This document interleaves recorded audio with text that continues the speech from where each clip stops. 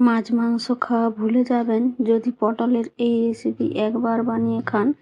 নমস্কার বন্ধুরা, welcome to my channel. আজকে বানাবো একটা দুর্দান্ত স্বাদের পটলের নতুন রেসিপি। একবার অবশ্যই এইভাবে ট্রাই করতে পারেন। প্রথমেই আমি এখানে নিয়ে নিয়েছি 4টে পটল। পটলগুলোকে ভালো করে এখানে এইভাবে ছিলে নিচ্ছি চাকুর সাহায্যে। আপনারা এখানে কম বেশি করতে পারেন পটলের পরিমাণটা, তবে এই রেসিপির জন্য একটু নরম দেখে পটলগুলো নেওয়ার চেষ্টা করবেন, তাহলে এই রেসিপিটা বানাতে ভালো হবে। এবারে পটলটাকে ভালো করে ছিলে নিয়েছি, এবারে দু সাইডটা কেটে নেব। এইভাবে সব পটলগুলো আমি ছিলে রেডি করে ধুয়ে পরিষ্কার করে নিয়ে নেব।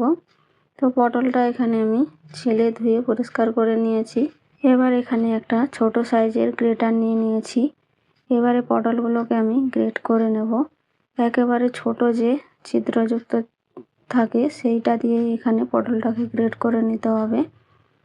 তো পটলটা যদি নরম হয় তাহলে কিন্তু পুরোটাই আমি গ্রেট করে নেব, আর পটলের ভিতরে দানাগুলো যদি একটু শক্ত হয়ে থাকে তাহলে দানাগুলো আমি ফেলে দেব।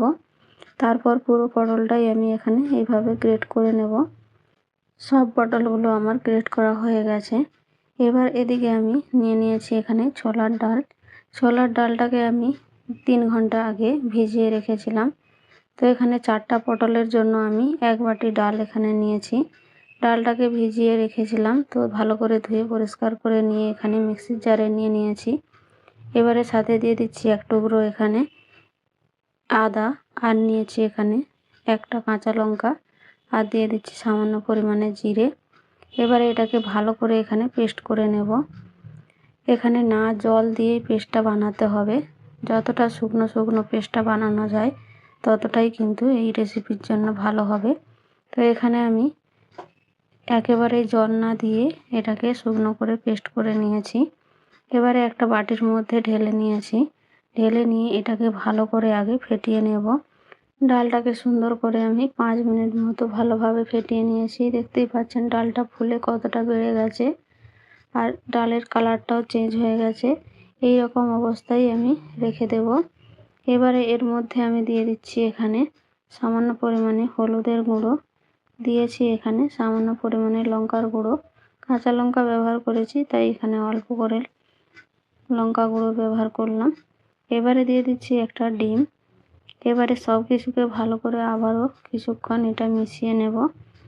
যত ভালো করে ডালটা ফেটিয়ে মেশানো হবে ততই কিন্তু এই রেসিপিটা ভালো হবে।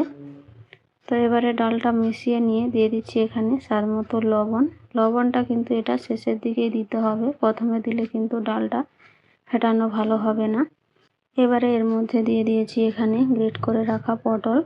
তারপর সব কিছুকে একবার ভালোভাবে মিশিয়ে নেব।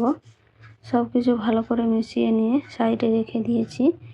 এবার এখানে একটা আমি নিয়ে নিয়েছি কাগজের মোল্ড। এখানে আপনারা চাইলে কোনো বাটি, টিফিন বক্স কিংবা কেক মোল্ড নিয়ে নিতে পারেন। আমার কাছে এই কাগজের মোল্ডটা ছিল, তো আমি এর মধ্যে সামান্য পরিমাণে তেল দিয়ে ভালোভাবে লাগিয়ে নিয়েছি। এবারে এর মধ্যে আমি পুরো মিশ্রণটাই এখানে ঢেলে নিচ্ছি। এবারে ভালো করে সমান করে একটু ট্যাপ ট্যাপ করে দেব যাতে এর বাতাসগুলো বেরিয়ে যায়। এদিকে আমি এখানে কড়া বসিয়ে দিয়েছি, দিয়ে দিচ্ছি এখানে সামান্য পরিমাণে জল। তারপর একটা স্ট্যান্ড দিয়ে আমি এটা বসিয়ে দিয়েছি।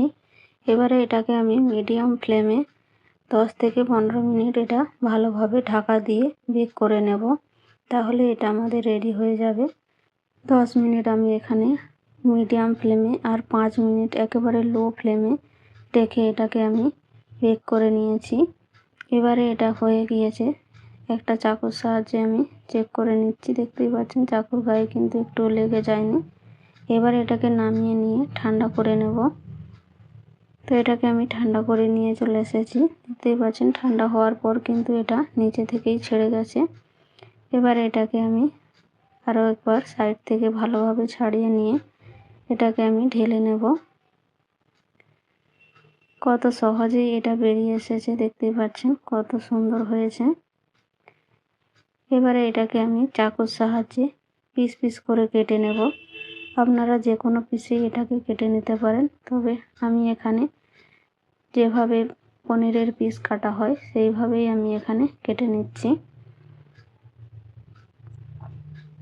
দেখতেই পাচ্ছেন কতটা সুন্দর হয়েছে। এইভাবে আমি সবগুলো পিস পিস করে কেটে নেব।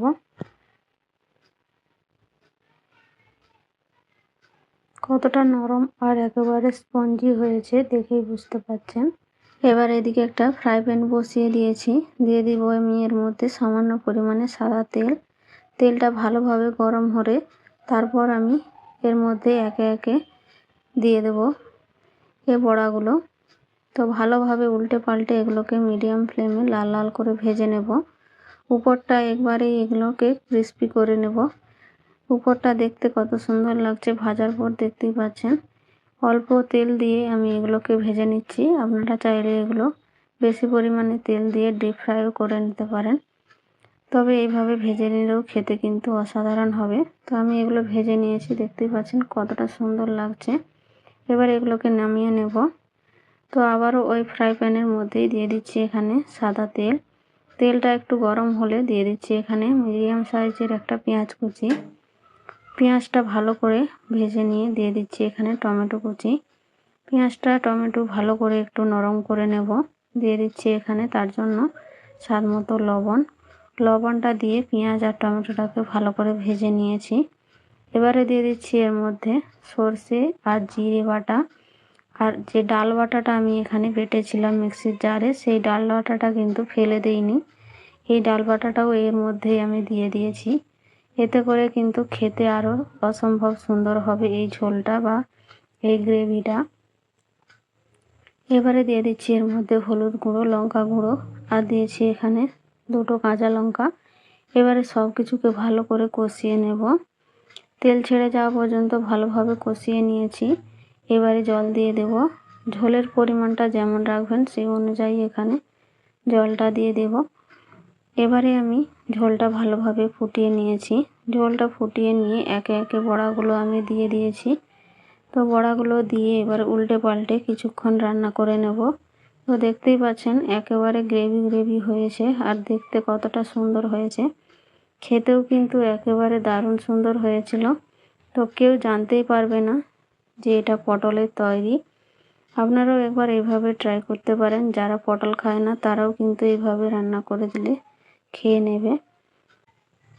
আজকের রেসিপি কেমন লাগলো অবশ্যই কমেন্ট করে জানাবেন। ভালো লাগলে একটা লাইক দিয়ে দেবেন।